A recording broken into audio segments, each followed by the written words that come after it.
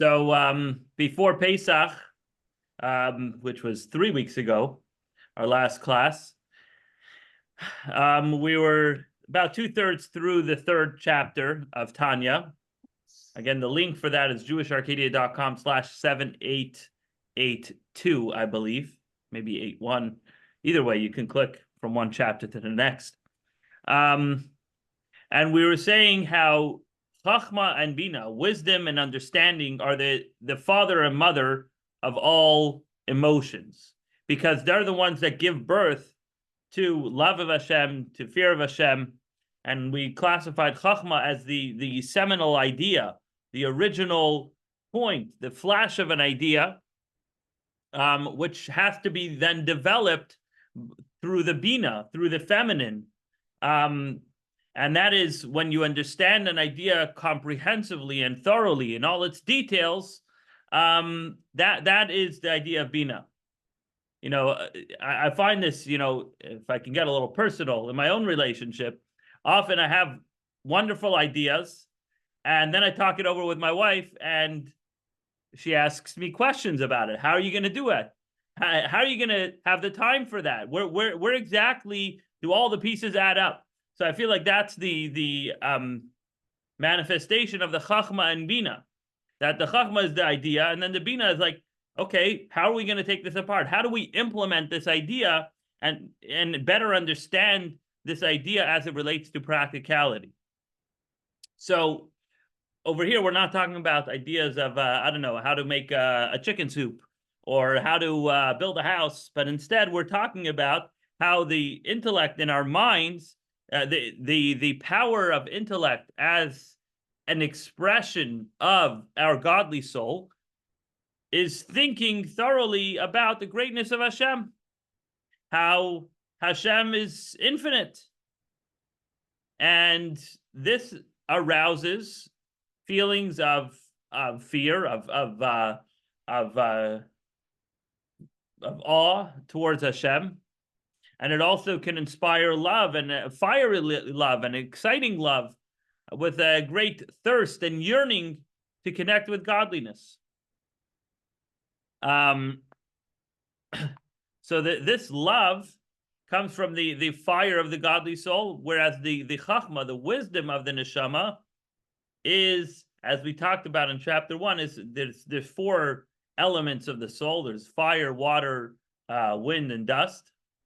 Right, so the Chachma, the wisdom, comes from water. Water is calm, cool, and collected, right? Just like wisdom, that's thinking. And basically, the rest of the emotions all come from these broad things of Ahava and Yira, the passionate love, and the passionate love, and also the calming, chilling waters.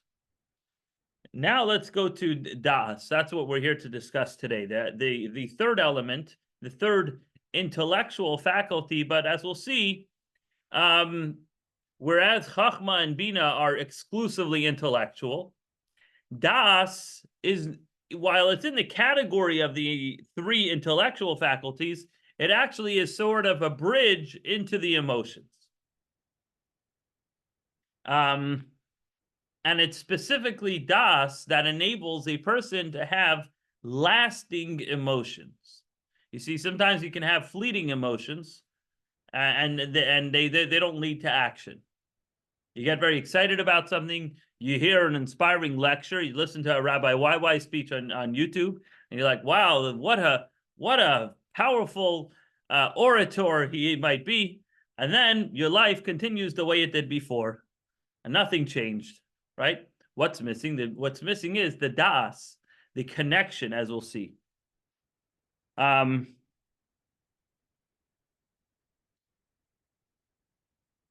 So let's understand what das is. So we're up to the word vehadas.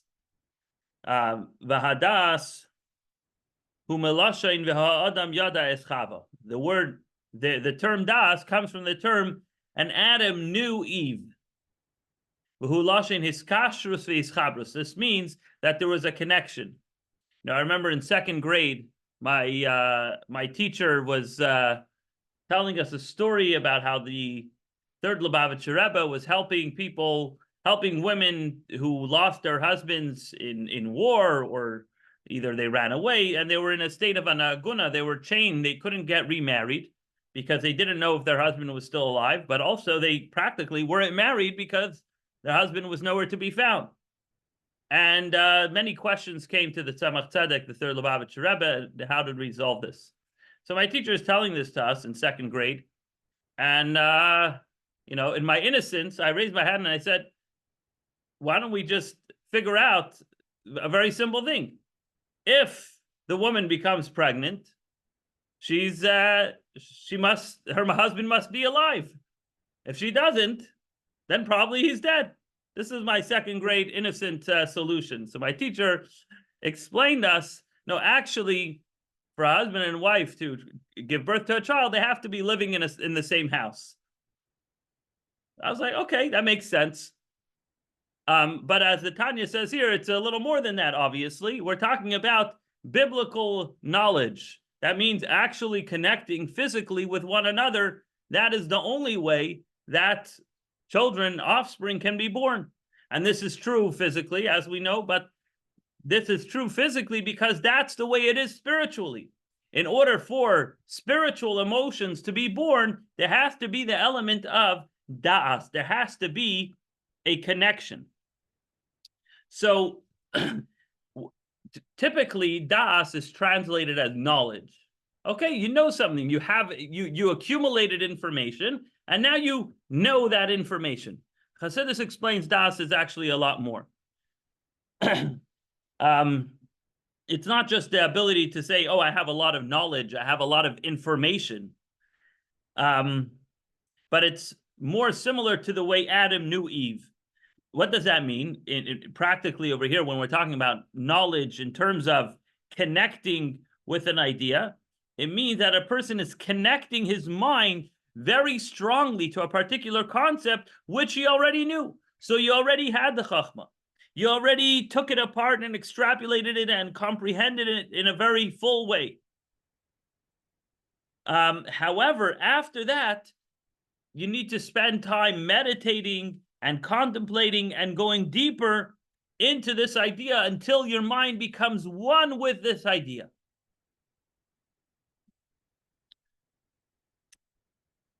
Now, just to elaborate a little more, when we talk about thinking and contemplating about an idea in order to comprehend it in the first place, that's still the stage of Bina.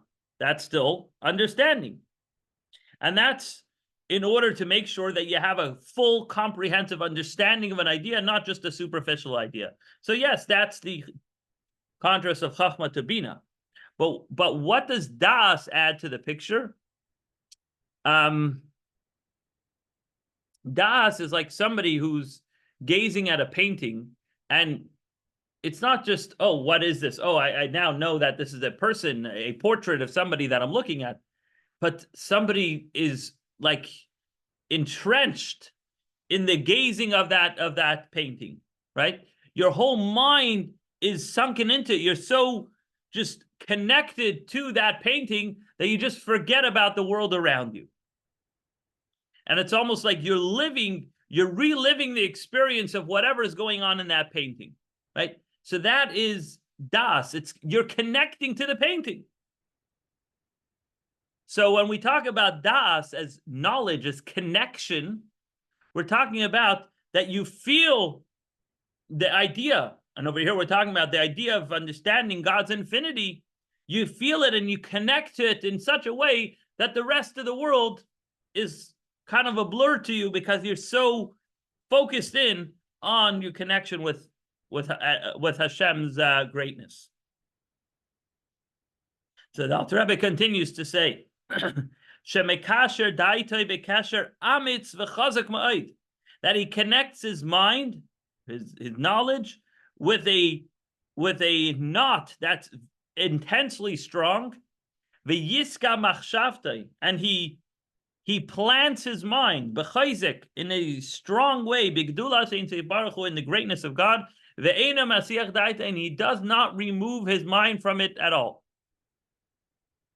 So when we talk about da'as with godly knowledge, it's not just knowing an idea, knowing a godly concept. But the idea is primarily to plant your mind into the greatness of Hashem, to the point, just like when you plant something in the earth, it's stuck in the earth, right? You have to dig it out in order to actually get it out. You can't just you can't blow a plant out of the earth, right? You have to pull it out. You have to dig it out. Why? Because it's so sunken in. So imagine that you were thinking about God in such a way that somebody had to literally pull you away from it in order to get you to think about something else. That is das, that you're sunken into it. We say in Yiddish, erlebt mit dem. You're living with it. You're so immersed in the deepest of ways. And so that's why if our goal in contemplating and meditating about godliness is to actually change our emotions and to have a feeling of love and fear for Hashem, you can't just use your mind. You can't just think and contemplate and say, oh, okay, now I know what the 10 sfirot are. Now I know what Atzilus means. Now I know what this means. No, it's not just good enough to know what it means, but you have to really put yourself in to connect with it. And that is something that'll give birth to emotions towards godliness. And the Alter Rebbe explains the necessity of this. Ki af meishahu chacham v'novin b'gdulas ein tzeit baruch hu. For even somebody who's wise and understands the greatness of God very well, he got a 4.0 GPA on his godly exams, right? He passed yeshiva with flying colors. That's not good enough. By the way, in the Chabad yeshiva, you wouldn't pass with just the knowledge. But anyways, conceptually, if you're going to miss this key step, if you're not going to connect your mind and plant your thoughts strongly and incessantly and uninterruptedly into this, you're not going to give birth to love and fear that is true and lasting. All you're going to get is false imaginations of what love and fear is.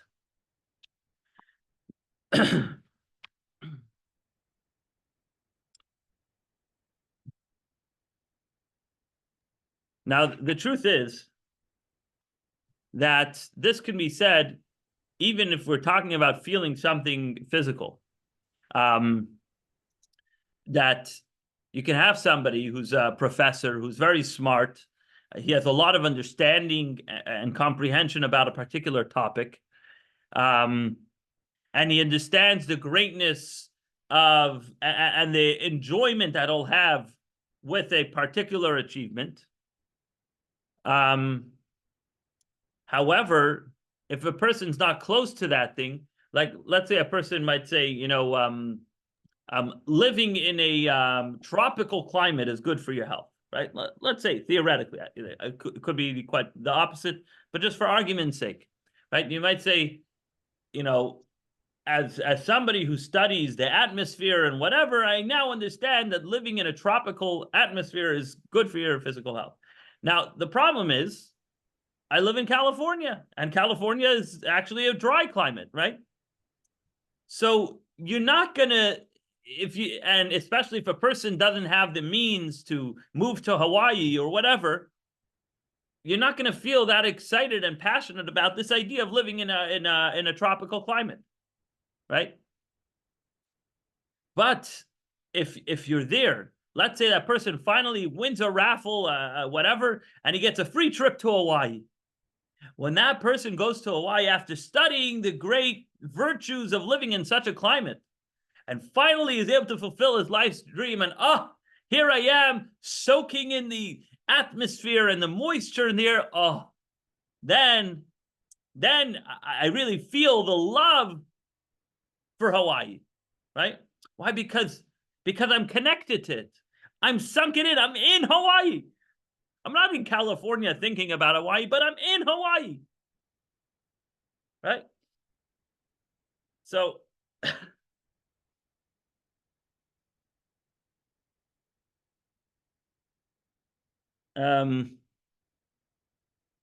now, if you could say this about physical things, that you have to literally be in that thing in order to really appreciate it, how much more so if we're talking about spiritual matters that cannot be felt with your hands. And especially when you're not just talking about spiritual matters on some relatable level, but we're talking about the Creator himself, which Hashem is, of course, exalted way above and beyond any of his creations.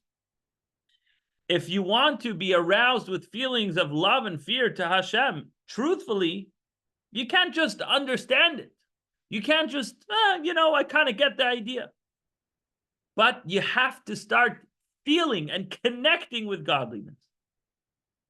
And in order to do that, you have to have the das. That means you have to put your mind strongly and steadily in a way that your mind is totally wrapped in with the godly idea, as if you're connected to something that you see and feel physically.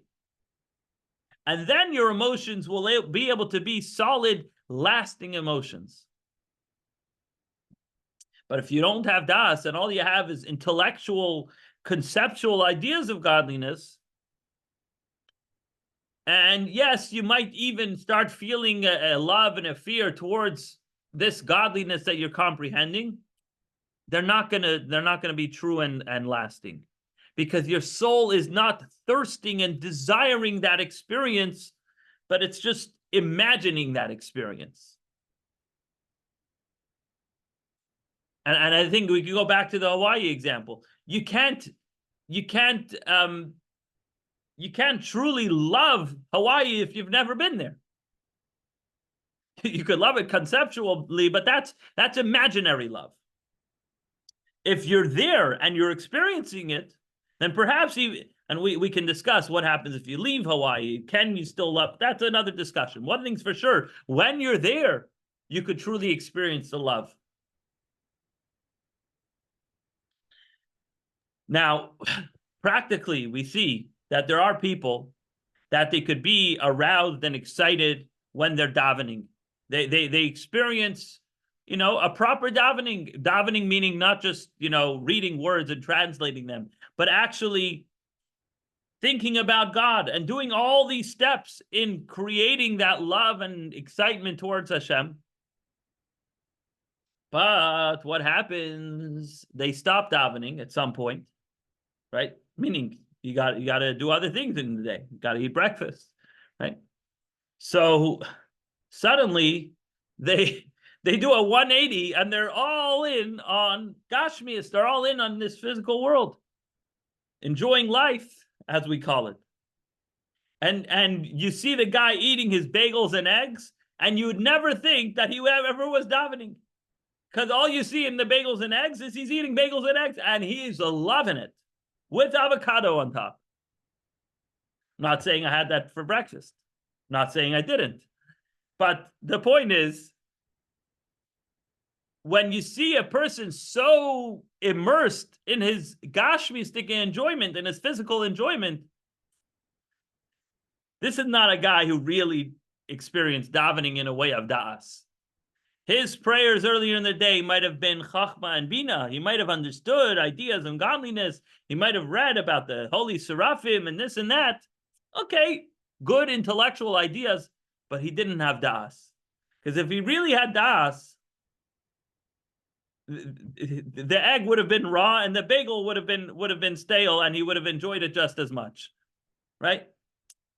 The fact that he's so easily transferable to a physical, enjoyable life, something didn't connect during davening. I'm not saying his davening isn't worth it. I'm just saying that he didn't achieve the ultimate das experience in the davening.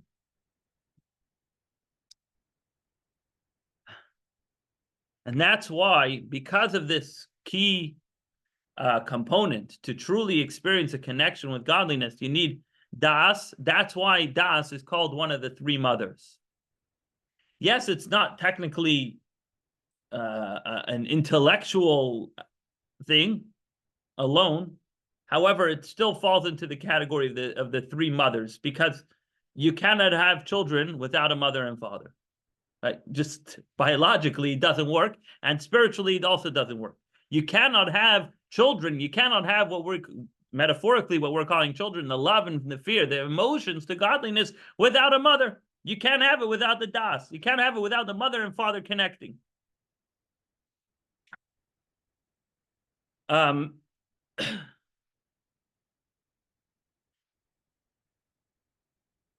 This is why those who follow the Alter Rebbe's way of life, in the Alter Rebbe's guidance, the Hasidic way of life, we're meant to dedicate a certain amount of time, everybody on their level, to meditate before davening, to think about Hasidus. We're supposed to learn Hasidus before davening, to think about the greatness of God before davening.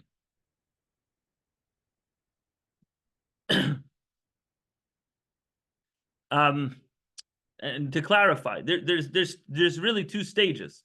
There's learning Hasidus before davening. Now you could spend, like, I'll give you an example. In yeshiva, we typically spend an hour and a half before davening learning Hasidus, and then there's a half an hour break, which is called preparation for davening. During that time, you use the bathroom if you need to, you put on your tefillin, you say karbanos. But part of that is to spend at least 5 minutes rethinking what you learned, and not just to review, to make sure that you can recall the information. But this is the da'as time. This is the time to connect with the idea, to chew it over, to immerse yourself in everything that you learned for that hour and a half, to really put yourself into it. That's the approach that allows and facilitates the da'as connection. And just to finish off, and that's why, because das is so crucial to make the midas lasting midas, to make them lasting emotions. Therefore, das is what's called the lasting of the upholding of the midas and the chayuson and their life force. And that's why actually das has within it chesed and gvura to a certain extent.